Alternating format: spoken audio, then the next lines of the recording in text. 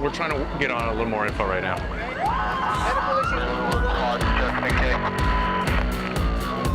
Protesters were arrested for hindering prosecution and failing to obey orders. They still saw this as a victory. Our cameras captured 3 stuck vehicles. A Good Samaritan helped get this motorcyclist moving. Each year, about 150 people are bitten by rattlesnakes in Arizona. It's hard to count the pets. Rattlesnake bites can be lethal.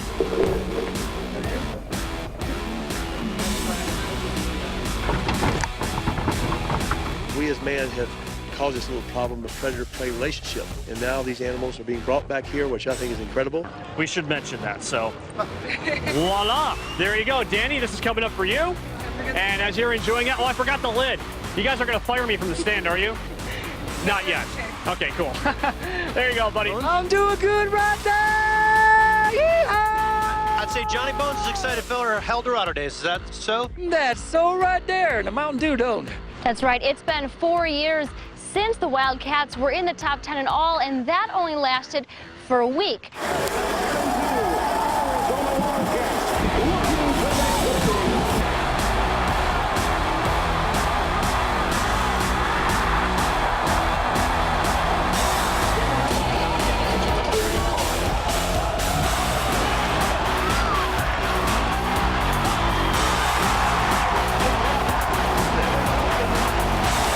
The guy being called the worst fan ever. Crowd at a college football game. Toss on a beach ball and stands. We've all been there for that. Having a good time. Well, one guy, apparently not so much fun. Takes it, grabs it, stomps on it. Just pops it. Oh, my God. Well, I mean, look at the little kid in the green on the left. Looking at this guy. They're really pumped. He's from outside the arena. He told viewers he was going to rush inside and do highlights from the game.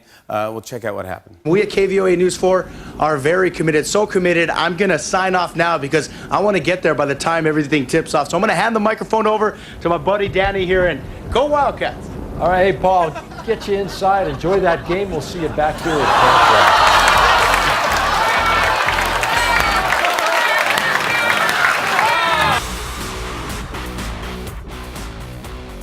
We're riding with a community response team out of Midtown. Each officer is strategically positioned in key areas. This location had the highest reported shopliftings of all the convenience stores in our division.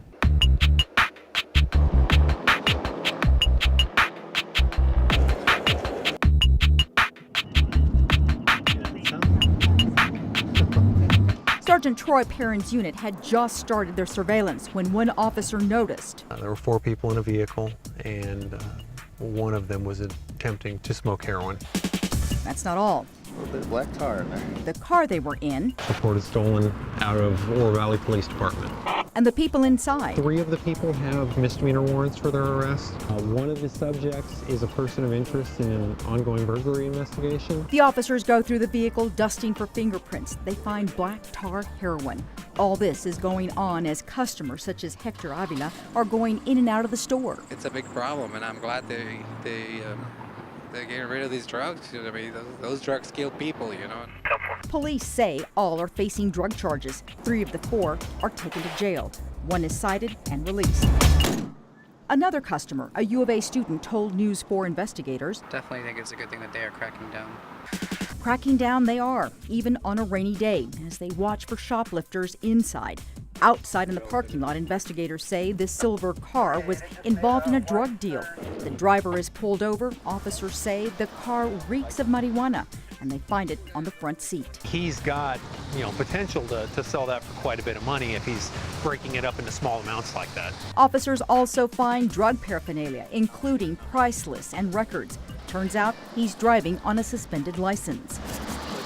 This was the second time his vehicle had been impounded for driving on a suspended license. The items the officers collected at the scene are brought here to the evidence room. They're labeled and recorded. They're stored until trial. The suspect is patted down and taken to the Pima County Jail, where he'll be charged with possessing and selling drugs. That's what we're seeing is the drugs. It doesn't mean the thefts aren't occurring. It's just we aren't seeing them as easily. With nearly 40 convenience stores in this area and only 1 squad of these specially assigned officers, it makes it challenging to catch the thieves. trying to combat the larceny issue, which is a growing problem, but we aren't going to turn a blind eye to other issues that we see. These special deployments have been successful in many ways, but as far as curbing the theft problems in convenience stores, there's still work to be done. If you have a story for News 4 investigators, email crimetrackers@kvoa.com. In Midtown, Lupita Murillo, News 4 Tucson. 14 bighorn sheep were released into their new home, the Catalina Mountains, today. A group of rams and ewes, some of them pregnant, were captured from near Quartzsite, Arizona, also in the Tonto National Forest. Renowned animal expert Jack Hanna was in town for the release, and News 4 Tucson photojournalist Danny Bavaro was there.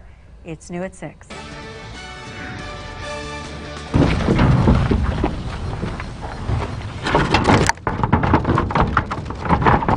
It's absolutely thrilling to see them hit the ground running. They belong here. They're part of the history of this mountain range and of this community.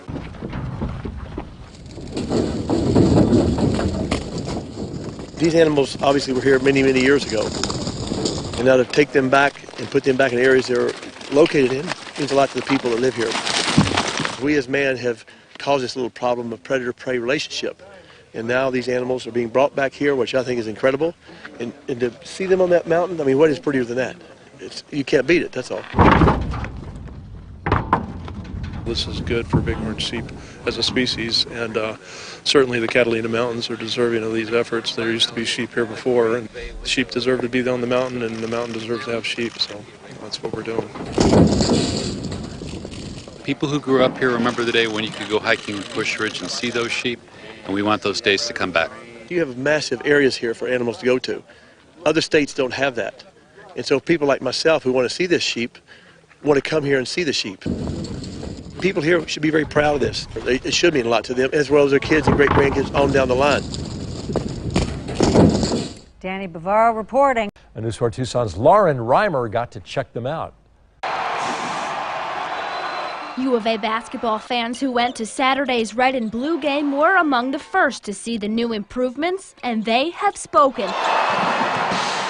Mixed reviews on Facebook, where many seemed to like the now padded seats, but felt there was less leg and arm room. And on Twitter, Kyle Barrell said, "Loved being back in McHale today, but man, did those seats get small, like uncomfortably small." Every time you debut something new, you'll have some differing opinions, which is what we expected. But overall, we're very pleased with where we are with this. Tape measure in hand, I made my way over to the arena.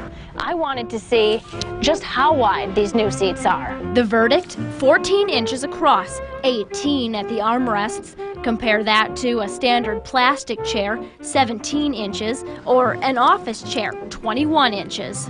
I'm 5'5", and there's only about 2 inches between my knees and the seat in front of me, and between my sides and the armrest, about 1.5 inches. I'm a tall person, I'm 6'5", and I think the new seats are very comfortable. I've sat in them. Less space here means more room for your soda. The actual dimensions of the seat are either the same or bigger than the seats they replaced. Now the difference is we had the cup holders, which is what our fans had asked for. And so when we added those, the actual width that you're in is some are bigger and some are a little smaller. And more seats means more fans. The project added 155 new seats to the arena, bringing capacity up to 14,700. Final touches are still being made and should be completed by the first regular season game. For $30 million, what we got done. I think we got a lot of great things done that are going to, again, benefit our fans and are going to benefit our student athletes. At the McHale Center, Lauren Reimer, News 4 Tucson. Buy some tickets, you be the judge.